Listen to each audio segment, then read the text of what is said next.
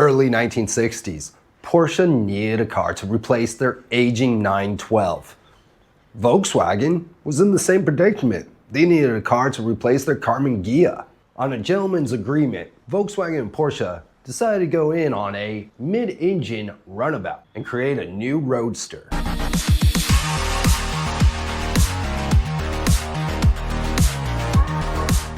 Joined at the hip to build a sports car that would be affordable Porsche and a modern Volkswagen. Given the Type 914 distinction, the design process of a roadster started in 1966, and a full-size clay model was made just a year later. The design group was led by Henrik Kiel and Ferdinand Alexander Porsche. Ferdinand Piëch, as the head of development at Porsche, was also the 914 project leader. On March 1st, 1968, the first 914-4 prototype was driven.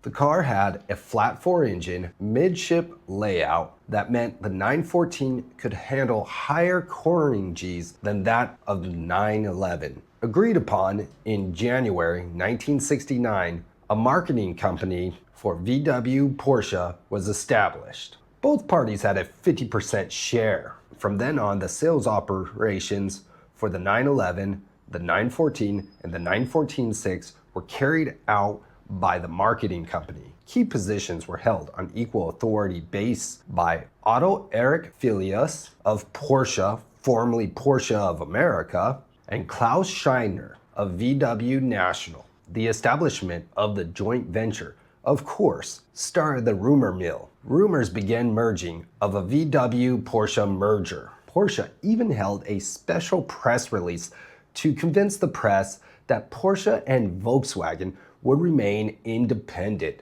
Porsche had grave concerns about their image in the development of the 914 in cooperation with Volkswagen, and stressed to the journalists in the August 25, 1969 press release that the car should not be called Volks-Porsche, the People's Porsche. Porsche saw this as a fatal synonym in this press release.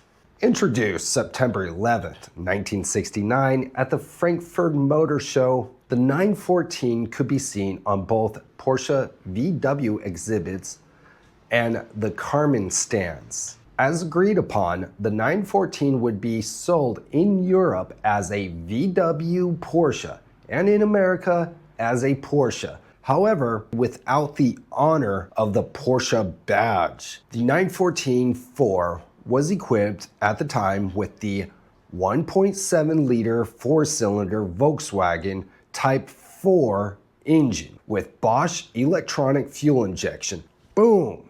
Nice! The car was fully produced at the Carmen plant in Osnabrück. With the 914-6 bodies, they were produced at the Carmen plant, then shipped back to Stuttgart to be fitted with the 1969 911T 6-cylinder 2-liter carbureted engine. And it's good to note that even at this time, Porsche wasn't giving the good juice to the little 914 because they were already producing the 911 with the 2.2-liter engine. Despite the Porsche body and the Porsche engine, the European 914-6 continued to be called the VW Porsche according to the strict agreement.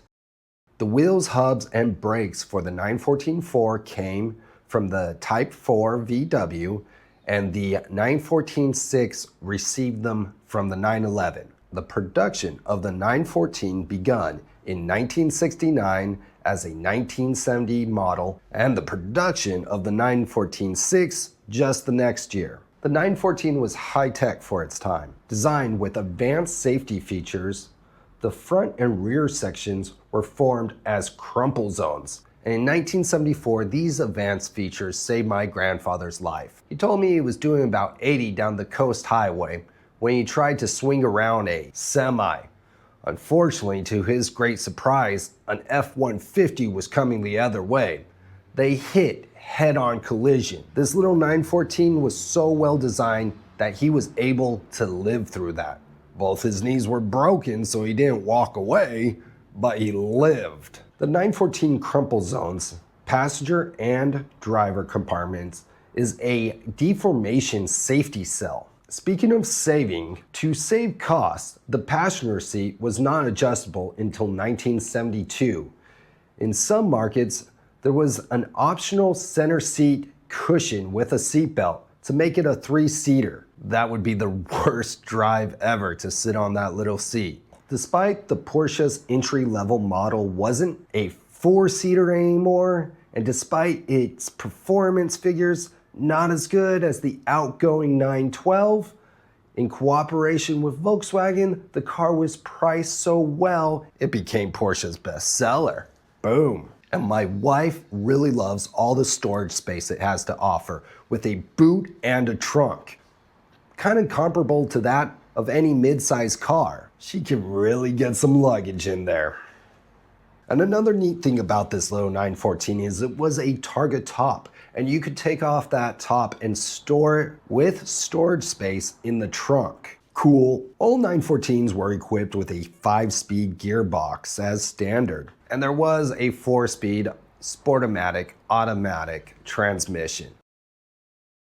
The car also was designed with the greatest feature ever, pop-up headlights. Yes! There was a 3.0 prototype created as a surprise for the company leader Ferry Porsche for his 60th birthday. Ferry's 914-8 was equipped with carburetors. It was a coupe with a steel welded roof and sunroof. The car also had the fuel cap filler cut into the hood, while all the production models you had to pop up the hood to fill the gas. The 914-6 was produced with narrow body as a street car and a wide body as a competition car, commonly referred to as the 914-6 GT. Now, it was possible to order the 914-6 with the wide body conversion. However, it was a very expensive option because it was hand finished over in the Porsche plant, not at the Carmen factory where the narrow body cars were completed. The 2.0 liter had a top speed depending on the gear ratio, but it was at least around 120 miles per hour. 1970, Porsche finally won the Le Mans 24-hour race with the 917. And as a great surprise, in 6th place in the 2.0 division was a newly debuted 914. Also in 1970, the 914 in the USA was voted as Import Car of the Year. Advancing to 1972, a proper passenger seat was announced and the dashboard was finally given some air vents. The 914-6 2.0 carburetor version was discontinued, and after 1972, the 914-4 received the 2.0 EFI Type 4 engine.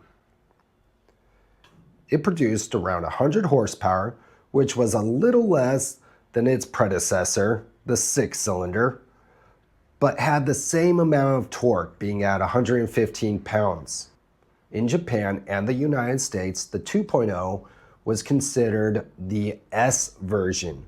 The 914-4 2.0 was capable of accelerating from 0 to 60 in about 10 seconds and had a top speed of around 120 miles an hour. The 914 had a curb weight of just a little over 2,000 pounds. One time I flew my 914 about 115 miles an hour down the highway, and it was a little scary. Started feeling like the car was just kind of floating on the road. But on the chicanes, man, that car handled well. There were 2 extra options back in 1973 in the European market. The comfort pack included velour carpets, sports steering wheel, center console with clock, oil temperature, and voltmeter gauge, leather, gear lever, boot, say that 3 times fast, safety bar covered with black vinyl, chrome trim on safety bar, and 2-tone horn. Okay, getting fancy. The sports package included 4-bolt Fuchs wheels, stabilizer bar, front and rear, and halogen lamps. June 28, 1973, a test run was organized at Volkswagen's test track. The new 1974 VW Porsche 914 1.8, known as the dog motor because it was heavy and slow, in the hands of an experienced driver, averaged a speed of around 112 miles an hour. In 1974, this was the base motor. No bueno. The news was not good for us in the United States. The US version lost quite a bit of horsepower compared to the outgoing 1.7 liter, and the rear bumpers were made hideous because of the bumperettes. The front bumpers had the horrible luck of getting them the year earlier. For the European market, the 1.8 liter was equipped with carburetors, the only 914-4 to ever get them from the factory. And this gave it a bit more power, from 0 to 60 in about 12 seconds, and a top speed of 110 miles an hour, 99-pound torque, nothing really to write home about. The empty weight was just around 2,000 pounds. 1974, a limited 914 edition was available in entire black with yellow trim, known as the Bumblebee, or in white with red trim, known as the Tampon. These were originally going to be a Can-Am edition, but due to some rule changes, Porsche decided not to enter in the Can-Am, so they changed the marketing. Said these were the 100,000 914 built. That's a grip load of Porsche. In reality, there are no records on how many cars in this trim package were actually sold. It's estimated to be about 1,000 cars though.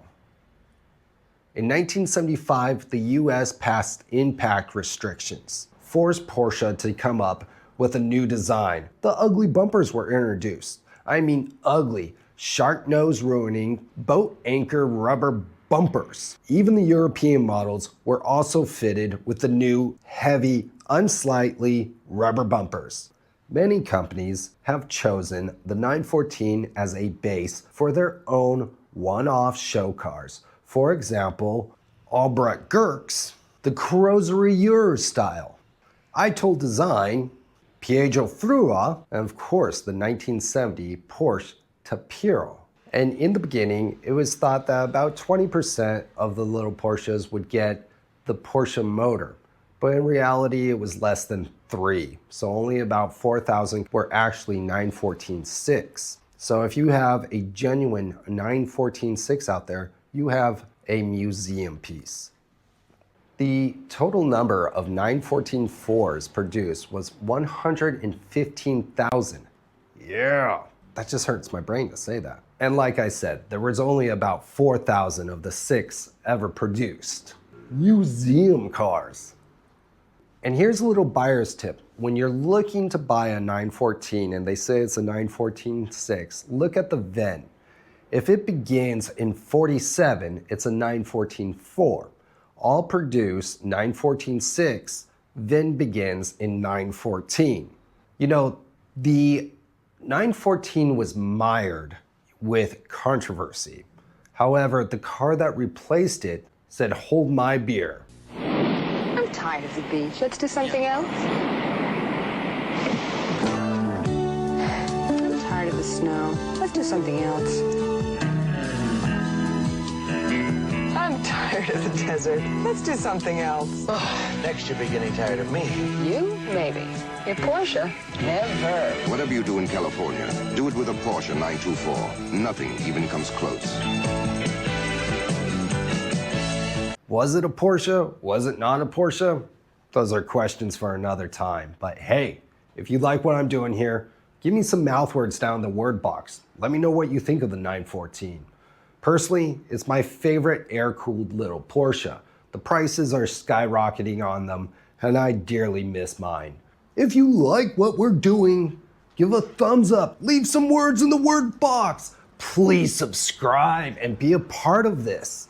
And until I see you the next time, Atal Prasma, ciao ciao. Hi, officer. I actually work for the government. I'm on an undercover operation at the moment, and I'm speaking to the the scene of the crime. My code name is Thunderballs.